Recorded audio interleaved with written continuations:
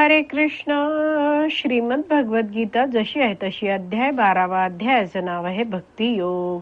18 आणि 19 एकत्र श्लोक आहेत. त्याच्या तात्पर्याची पहिली ओळ आहे, त्यातलं अर्ध आपण वाचून झालं आहे. म्हणजे पहिलं वाक्य आहे ते अगदी छोटंसं आहे, ते आपण आधीच वाचलं आहे. आता पहिल्या ओळीत या अर्ध्या ओळीपासून पुढे वाचायला सुरू करत आहोत. सुरू करण्याआधी श्रील प्रभुपादांना प्रार्थना करूया. हे श्रील प्रभुपाद, आम्ही भगवद्गीता हा ग्रंथ वाचून समजून घेण्याचा प्रयत्न करीत आहोत. त्यासाठी आम्हाला आशीर्वाद द्या. धन्यवाद प्रभुपाद.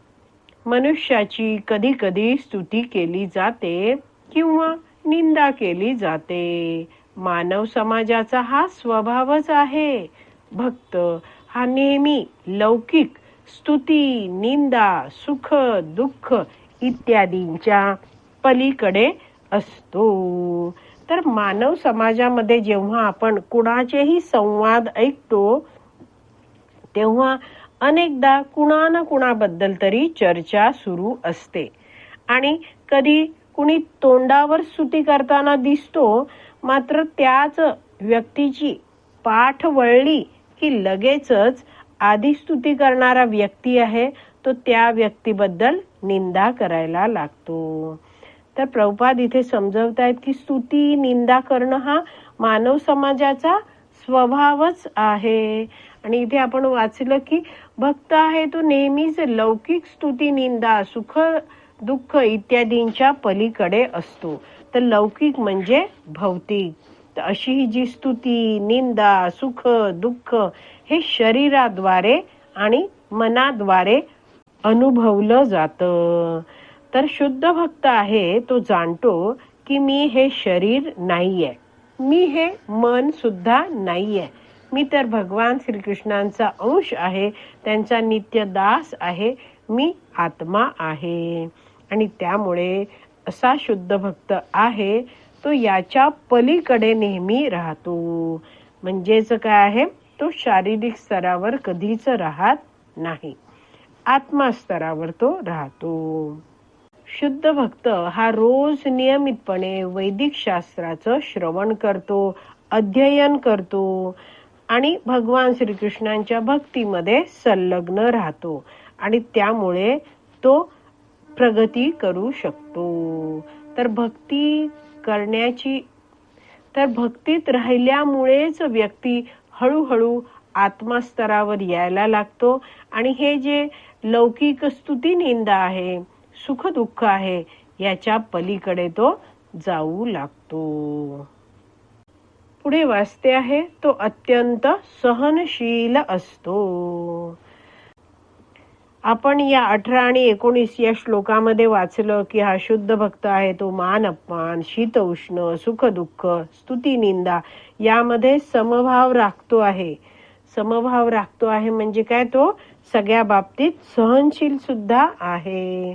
तर असा हा भक्त आहे तो अधिकृत गुरु शिष्य परंपरेतून सगळं भक्तीचं मार्गदर्शन घेत असतो आणि वैदिक शास्त्राच्या नियमित श्रवणामुळे तो जाणतो आहे की या भौतिक जीवनामध्ये ही सगळी द्वंद्व येतच राहणार आहेत. तर त्यामुळे मला विचलित व्हायचं नाहीये. अनेक साऱ्या महान भक्तांची उदाहरणं हा भक्त वैदिक शास्त्रात वाचत असतो आणि अनेक सारे वरिष्ठ भक्त कशा प्रकारे धैर्याने सहनशील राहून भक्तीचा प्रयत्न करत आहेत तो आपल्या जीवनात रोजच्या रोज पाहत सुद्धा असतो आणि त्या सगळ्यांकडून हा शुद्ध भक्त प्रेरणा पण घेत असतो आणि तो कायम आत्मस्तरावर राहून विचलित न होता भगवान श्रीकृष्णांची दृढपणे भक्ती करत राहतो.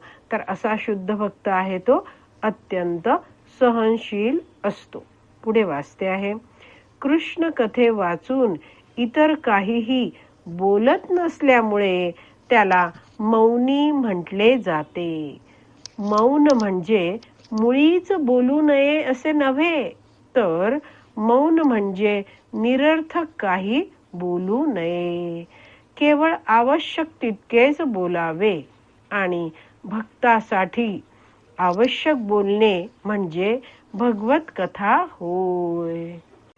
तर एक वैष्णव आचार्य याविषयी समजवतात की व्यक्ती जेव्हा निरर्थक बोलतो त्यावेळी अनेकांचे अपमान होऊ शकतात, अनेकांची मन दुखावली जाऊ शकतात. हा शुद्ध भक्त आहे, तो जाणतोय की वैदिक शास्त्राचं श्रवण कीर्तन स्मरण मला रोज करणं आवश्यक आहे. भगवान श्रीकृष्णांची सेवा करताना, आपलं जीवन जगताना हा शुद्ध भक्त नेहमी लक्षात ठेवतो आहे की मी भगवंतांचा नित्य दास आहे आणि माझं प्रत्येक कार्य मी भगवान श्रीकृष्णांना संतुष्ट करण्यासाठीच करणार आहे. तर हे सगळं जाणणारा, हे जाणून भक्ती करणारा हा भक्त आहे शुद्ध भक्त. तो कधीच अनावश्यक कृती करत नाही, अनावश्यक बोलण्यात आपली शक्ती वाया घालवत नाही. आणि आपण इथे शेवटची ओळ वाचली की भक्तासाठी आवश्यक बोलणे म्हणजे भगवत कथा होय. तर भक्ताने भगवत कथा करावी म्हणजे काय, तर भगवान श्रीकृष्णांविषयी भक्ताने इतरांना सांगावे. तर आज आपली विराम द्यायची वेळ झाली आहे. आज आपण इथेच विराम देऊया. श्रीमद भगवत गीता की जय. श्रील प्रभुपाद की जय. हरी बोल.